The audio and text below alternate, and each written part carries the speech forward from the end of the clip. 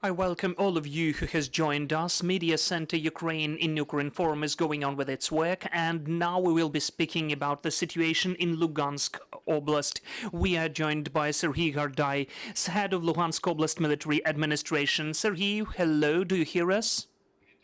Yes, hello, I do hear you. So, Serhiy, could you please tell what is now taking place in Lugansk region? What is the current situation, and what about humanitarian situation there? The current situation is still without changes.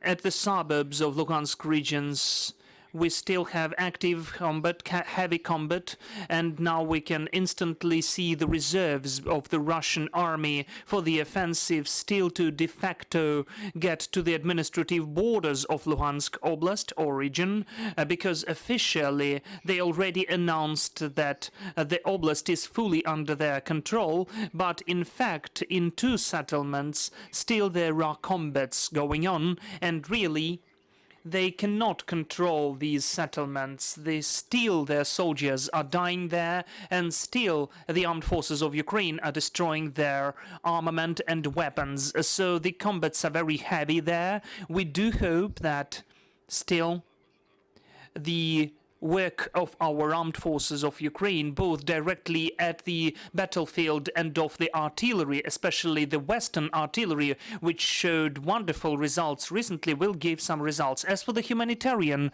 situation, then it is rather hard. The situation is that during the 4.5 months of constant shellings, I'd like to emphasize that there hasn't been a single settlement at the governmentally controlled area part of Luhansk region which wouldn't be shelled. They have been shelled from all of the types of armament Russia has, both mine throwers and tanks and artillery of huge calibers. So those are all of those so-called flowers, Tulpan, Giesant, Uragan, Tochka U, avia bombs and aviation missiles. The situation was just horrible. During those months, they've destroyed all the critical infrastructure. They destroyed the infrastructure of the water supply of Popasna water canal, and they also don't have, and 1 million of consumers don't have access to water. This is the official information of the employees of the water utility. Lots of the people have been left without water. In Lysychansk, just to get water supply, we need new compressors. We need to replace all of the pipes and to put down the new ones. So this is a very heavy and complicated work even during the peaceful times. But taking into consideration that the combats are ongoing, it's almost not real. As for electricity, the same, everything is cut off. As for the gas mainstream pipes, they are also cut off. They are just totally destroyed. All the gas infrastructure all over the cities is destroyed from within. So even if the occupiers can provide from Russia some kind of gas supply to the cities, then in the cities they don't have anything left.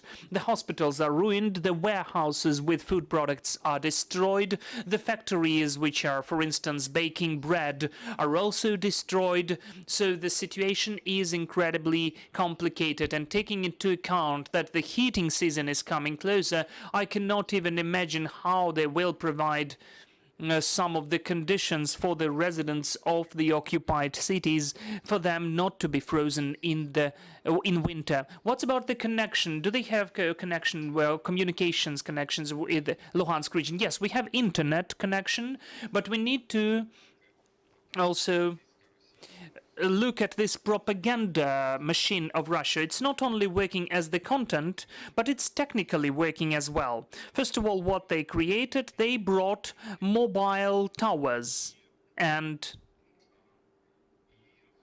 they installed them all over the territories which were occupied, just to fully cover the connection of our mobile operators and to create their own Russian or LPR, Lugansk People Republic's operators, and they force people to use their services.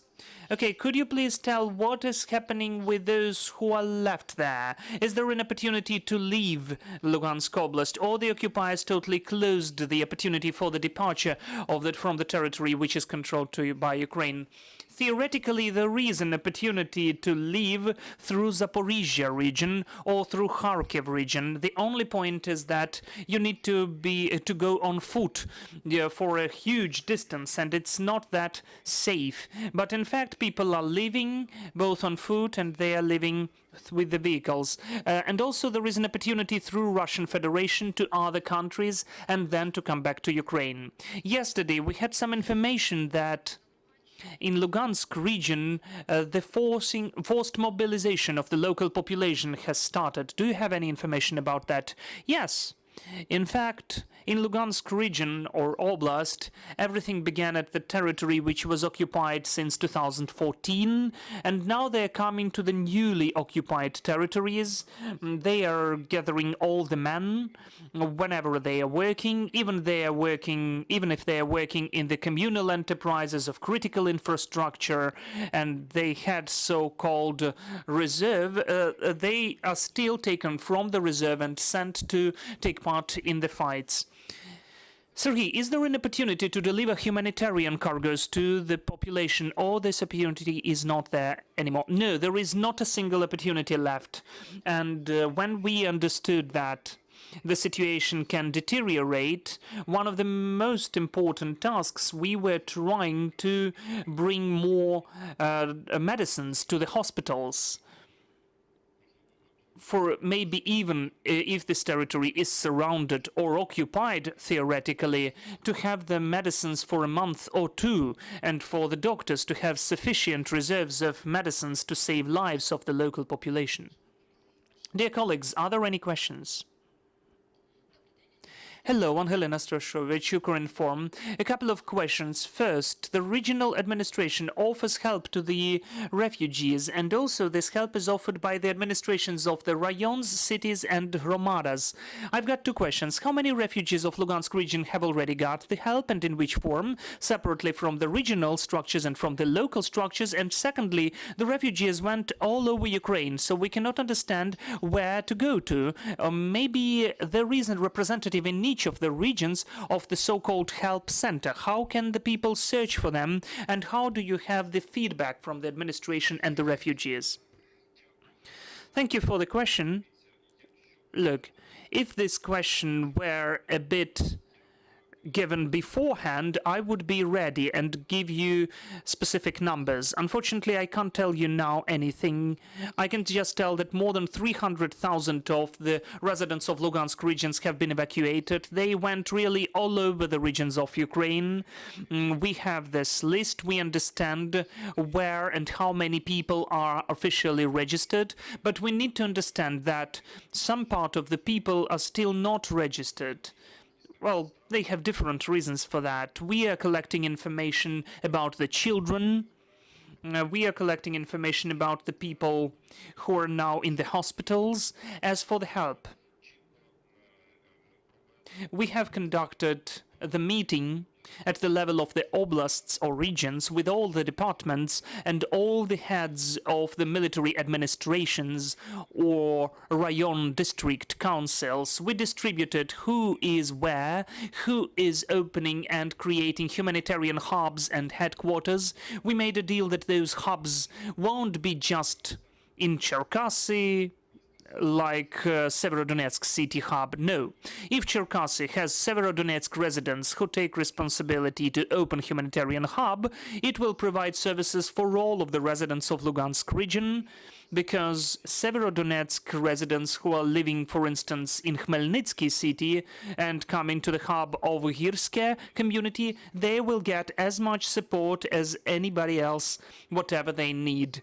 Which help exactly? Well, first of all, registration of all of the documents. Secondly, if some of the representatives of the businesses are coming to them, we're helping to restore the documents. Maybe we make them in touch with the regions where they moved to. We restore the health institutions. Why we need that? Still, there are money of the healthcare system. So the people who are still, for instance, have diabetes, they need free medicines from the state, as it should be, so those people will get that. Then, unfortunately, well, maybe the war took over COVID, but still, the people who are living abroad, they need some certificates that they had been inoculated. So we opened several centers to vaccinate people, and we will create such institutions more and more. We also have active negotiations as for the construction of residential blocks for the refugees, and to search through the bank of accommodation for if our people, God forbid, are living in the bad conditions, or they will be just moving away in the autumn. We will provide them different options in different regions where they can go to and where they can reside. As for the persons in touch or contact persons, all of the contacts can be found at the website of the regional administration. There is the hotline, the phone line, which is working 24/7, and also the websites of the military administration, Severodonetsk, Girske, Lysychansk, whatever, any of the community and Hromada, you can find the information. Also, we registered the chatbot, which is collecting all the information, and then our employees are creating a table for us to understand which issues and how many issues and questions exist, and then directly to respond those questions. This is the constant and thorough work. I cannot tell you about all the details, because while we are communicating, all of that is working, and maybe now we have some more additional questions emerging which we need to respond for. All of that is ongoing. One more question, please. Considering the pictures and videos, unfortunately, there is nothing left from lots of cities of Lugansk region, let alone Lysychansk and Popasna. But Severodonetsk is a small town, so do you consider an option to restore it, at least partially, with new communications, with the use of the new technologies? It's not only about Severodonetsk. We have an understanding that after the occupation we will restore all of our settlements. As for the critical infrastructure, then we need to create the new one totally. Unfortunately,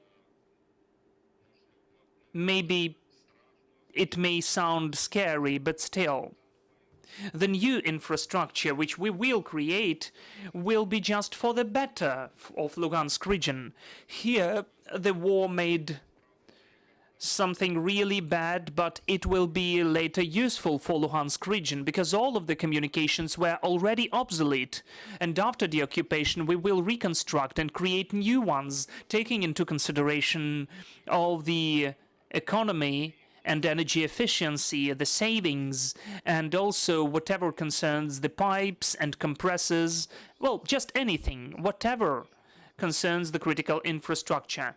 As for the restoration of the buildings, we will be working with the design projects, because, you know, Severodonetsk was still constructed on the sands. Just an example of Severodonetsk. So how and which buildings will be constructed? Maybe instead of 4-storied buildings, we'll have 9-storied buildings, I don't know.